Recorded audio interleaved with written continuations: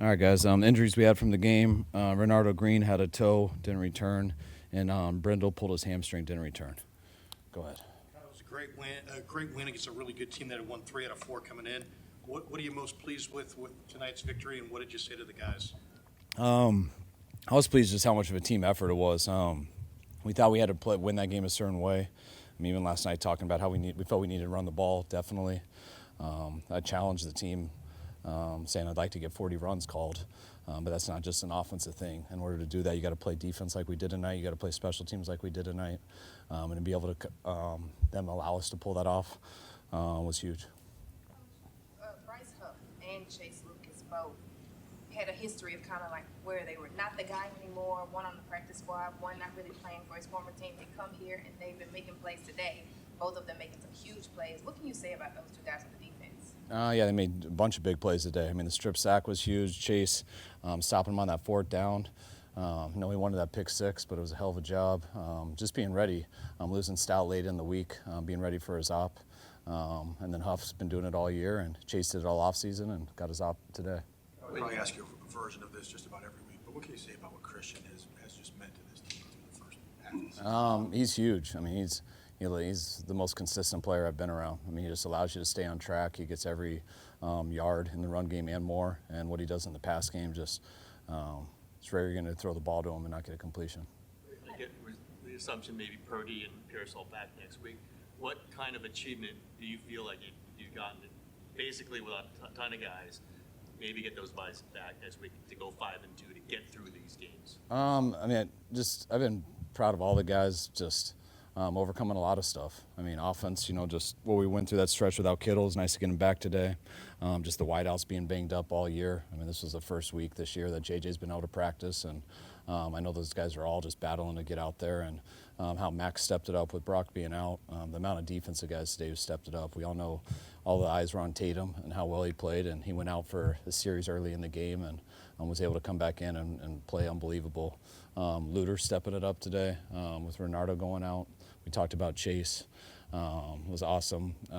Getting Kevin back, too, on the D-line, that helped today.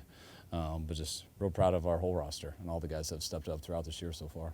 There was a lot of faith expressed in Tatum during the week that seemed like it was more than just wishful thinking. Like everybody was very confident that he would go out and do the job. What about him jumped out at you tonight? Is this what you expected?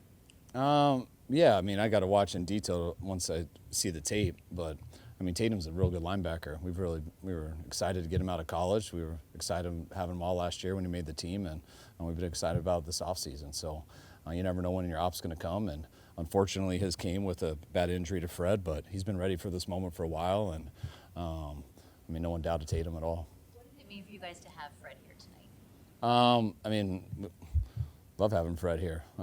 I saw him on the scoreboard up there. It was cool. He got a big cheer from the crowd.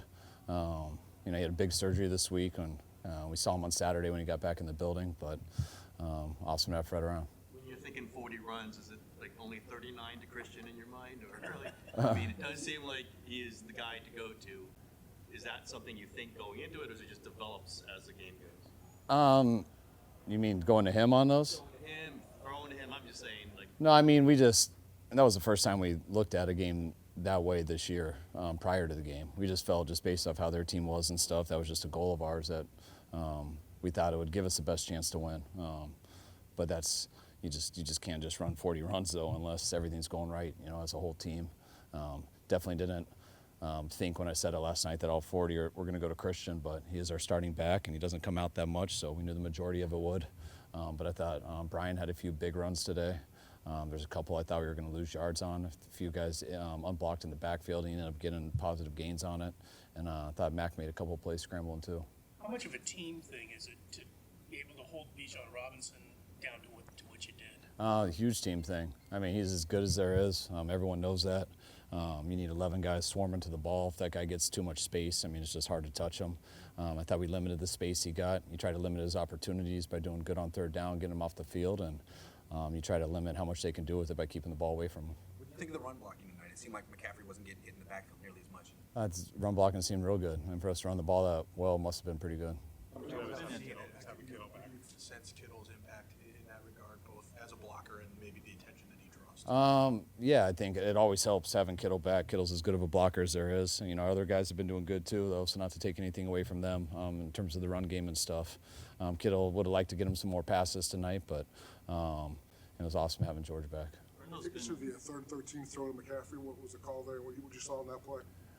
Just something that we had on our call sheet for a 3rd and long situation. I felt like that was the first one we were in the game, and he actually tried to come out on the play, which he came out a number of times in the game. We never sent him back once except for that play.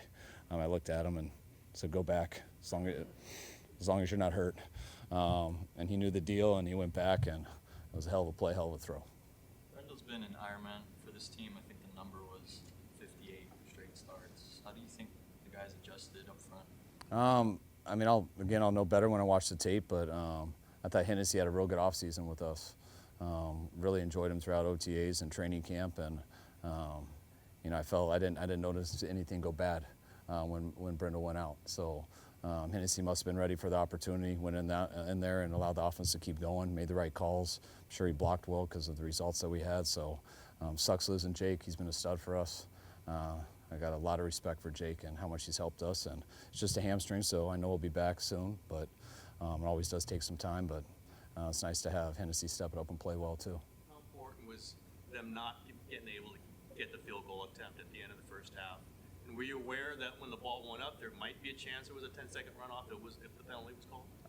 Yeah, right when we knew that they got it, as long as they called it, we knew there was going to be a 10-second runoff. So we were pumped. That was huge. How excited are you that Jones seems like his baseline for play is pretty high and that he plays pretty efficiently every week? Yeah, Mac's a real good quarterback. We've thought that before he got here, and we've thought that since the day he got here. He's been great in the offseason, great this year in training camp, and you guys have seen how good he's been in these games. So I feel very fortunate to have Mac. You mentioned on the NBC broadcast that Kobe carried McCaffrey into the end zone. Apparently that's against the rules. What did you see on that? I saw a pile, and I saw the pile moving across the goal line. So I was happy. Kyle, any early inklings on how much time Renardo might miss? I'm not sure. Yeah. Turf toe? It's a toe, so we'll see. Not sure. Possibly. All right. Thanks, guys.